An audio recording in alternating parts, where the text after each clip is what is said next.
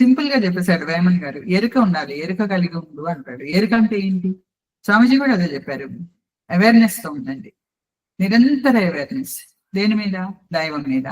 దైవం నుండి వెలువడిన ఈ మిథ్యా ప్రపంచం మీద ఎరుక ఉండాలి. సో ఏది చేస్తున్నా సరే దీనివల్ల నాకు కర్మబంధనం కలుగుతుందా, ముక్తి కలుగుతుందా, ఈ ఆలోచన అనేది, ఈ క్వశ్చన్ అనేది పెట్టుకోవాల్సి ఉంటుంది. సో ఈ రకంగా మనం కనుక జస్ట్ మన జీవించే విధానంలోనే, శ్వాసించే క్రమంలో ఇది చేయండి. ఇప్పుడు నిత్యానంద చేశాం, శ్వాసాన్ని గమనిస్తూ ఉండండి. అది రోజు మనం చేసేదే కదా అనేది. ఇప్పుడు వ్రతం చేద్దా ఫలం దక్కాలంట. అలాగా మనం ఒక్కొక్కసారి ఆ రెగ్యులర్ ప్రాసెస్ కాకుండా డీవియేట్ అవుతాం. ఇప్పుడు అందరూ బతికే విధానంలో కాకుండా పక్కకు వచ్చి యోగాభ్యాసం చేస్తున్నాం.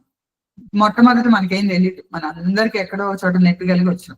నేను కూడా నొప్పులు వచ్చాను. నడు నొప్పి వచ్చింది, లో బ్యాక్ ఎక్, మెడ నొప్పి, స్పాండిలైటిస్, రకరకాల ప్రాబ్లమ్స్ ఉంటేనే నేను కూడా యోగా చేస్తాను బయలుదేరా. మీ అందరూ కూడా అంతే, మనసు నొప్పో శారీరకంగా నొప్పో ఏదో కలిగి యోగాలోకి వచ్చి ఉంటారు. లేదా ఎవరో చెప్పారు, టైం వచ్చింది మనకి, భగవంతుడు పిలిచాడు, వెళ్ళాం. సో ఇప్పుడు తెలిసిన తర్వాత దైవ సాక్షాత్కారం లేక ముక్తే మనకి జీవన లక్ష్యం అనే విషయం అర్థమైనాక, అంటే జ్ఞానమే కదా, ఆ జ్ఞానం కలిగిన తర్వాత దానిని అశ్రద్ధ చేయకూడదు. అజ్ఞానంలో ఉన్న వాళ్ళకి తెలియక వాళ్ళు ఉంటే వాళ్ళకి ఒకటికొకటి, జ్ఞానం వచ్చిన తర్వాత కూడా మనం కనుక వాటిని ఇగ్నోర్ చేస్తే ఒకటికి చాలా రెట్లు మనం అనుభవించాల్సి వస్తుంది. ఇప్పుడు అందరూ మళ్ళీ శక్తిమంతులు, కుండలిని యోగులు, ఏది చేసినా ఒకటికి 1000. సో ఎప్పుడు నిరంతరం ఆ పాజిటివ్ ఆలోచనలే పెట్టుకోండి, పాజిటివ్ గానే ఉండండి.